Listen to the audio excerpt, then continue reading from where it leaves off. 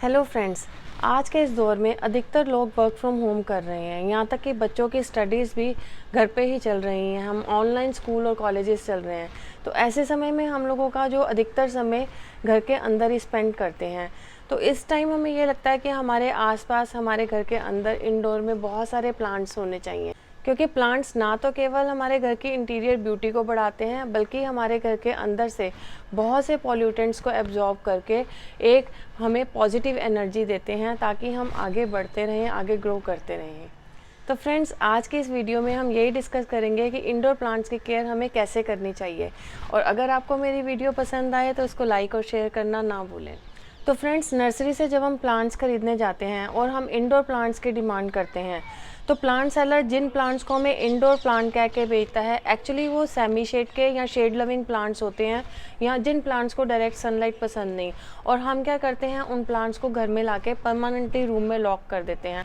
और उसका रिज़ल्ट क्या होता है, थोड़े ही समय में उनकी लीव्स सॉगी होके लीव्स झड़नी शुरू हो जाती हैं और कुछ ही समय में हमारा एक एक्सपेंसिव प्लांट मर जाता है। फ्रेंड्स, मैं आपको एक बात बता दूं, कम्प्लीटली इंडोर जैसा कोई प्लांट नहीं होता। प्लांट्स भी हम लोगों की तरह ही फील करते हैं।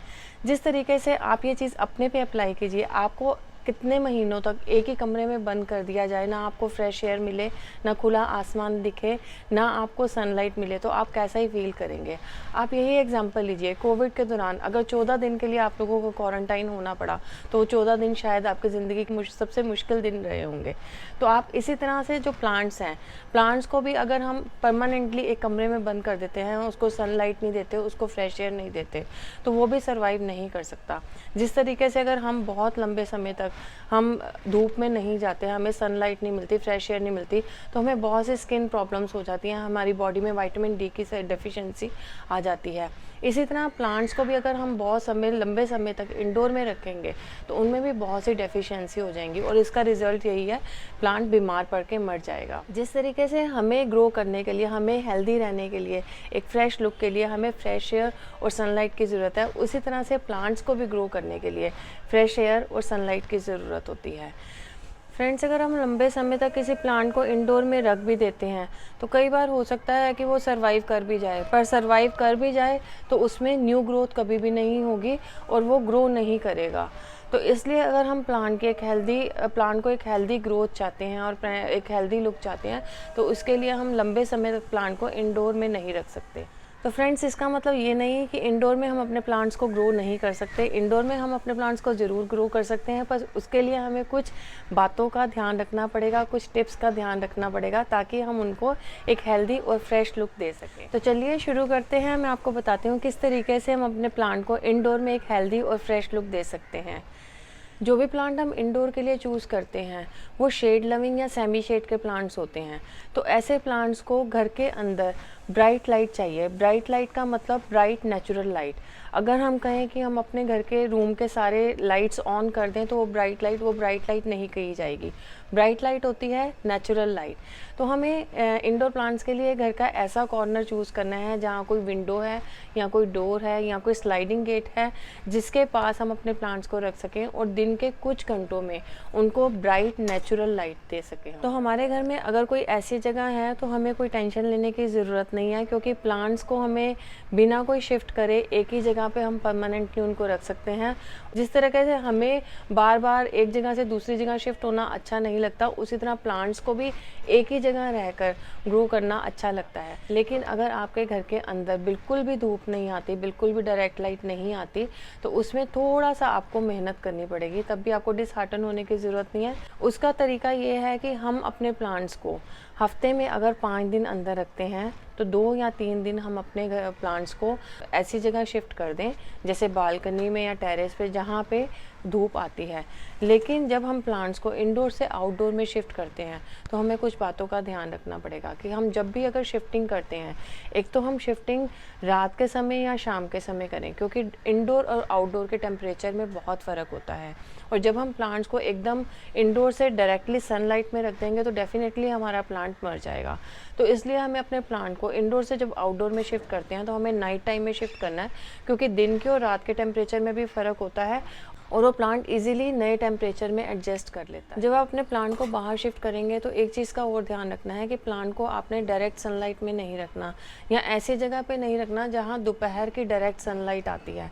आपको ऐसी जगह पे रखना है या तो सेमी शेड हो, या अगर उसमें सनलाइट आ भी रही है तो सुबह की या शाम के कुछ घंटों की सनलाइट हो, क्योंकि सुबह मॉर्निंग और जो इवनिंग सनलाइट होती है वो उतनी ज़्यादा स्कॉचिंग नहीं होती और वो प्लांट्स को नुकसान नहीं पहुँचाती। अब ये तो हो गई कि किस तरीके से हम अपने प्लांट की जो है सनलाइट की डेफिशिएंसी हम पूरी कर सकते हैं।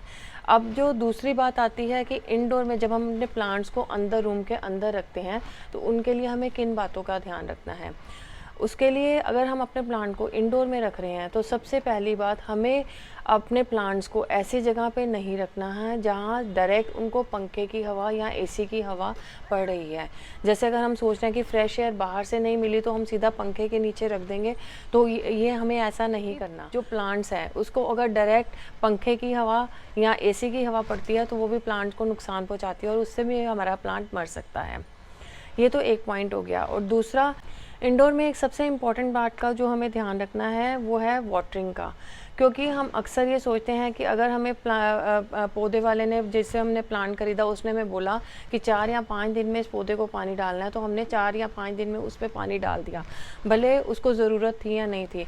इंडोर में कई बार 10 से 15 दिन तक भी हम अगर पानी नहीं डालते तो वो भी हमारा चल जाता है। बाकी ये है आप जिस एरिया में रहते हैं, प्लस हमारा जो क्लाइमेट, जिस क्लाइमेट में हम रह रहे हैं उसके अकॉर्डिंग चलना चाहिए। और सबसे इम्पॉर्टेंट, पौधों में पानी, भले वो इंडोर या आउटडोर में, मैं हमेशा बोलती हूँ पानी तभी डालें जब तक उनकी अपर सॉइल लेयर जो है वो सूखती नहीं है। अगर आप देख रहे हैं कि उसकी अपर सॉइल लेयर जो है वो गीली है तो उसमें पानी कभी भी ना डालें, क्योंकि अक्सर यही होता है हम पानी डालते रहते हैं और प्लांट में रूट रॉट हो जाता है ओवर वाटरिंग की वजह से, जिसकी वजह से वो प्लांट मर जाता है। तो वाटरिंग का ध्यान रखना है। और दूसरा, इंडोर में जब हम वाटरिंग करते हैं तो उसमें थोड़ा सा रिस्क रहता है कि हमारा रूम गीला होगा, तो उसमें बेटर यही है कि हम शाम के समय उनको बाहर ले जाएं, उनको अच्छे से शॉवर देके 1-2 दिन बाहर पड़ा रहने दें, फिर हम अपने प्लांट को अंदर ले आएँ। इंडोर में हमेशा हमें अपने पॉट्स के नीचे अंडर प्लेट्स रखनी चाहिए। ऐसा करने से जो भी प्लांट में से पानी ड्रेन आउट होता है वो इन प्लेट्स में कलेक्ट हो जाता है और हमारा फ्लोर एकदम क्लीन रहता है और बाद में हम इस पानी को फेंक सकते हैं।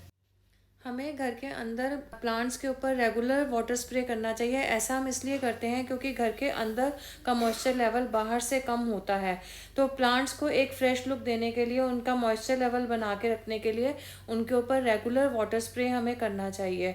और वाटर स्प्रे करने के बाद हमें उसकी लीव्स को एक सॉफ्ट कपड़े से पोंछ लेना चाहिए। ऐसा हम इसलिए करते हैं ताकि जो भी डस्ट या वाटर के जो स्टेन्स लीव्स पे हैं वो निकल जाए और हमारा प्लांट इजीली ब्रीथ कर सके। जब हम प्लांट्स को इंडोर में रखते हैं तो हम एक और प्रॉब्लम फेस करते हैं, वो है कि सॉइल की अपर लेयर पे कुछ मॉस्किटोज या इंसेक्ट्स वगैरह डेवलप हो जाते हैं।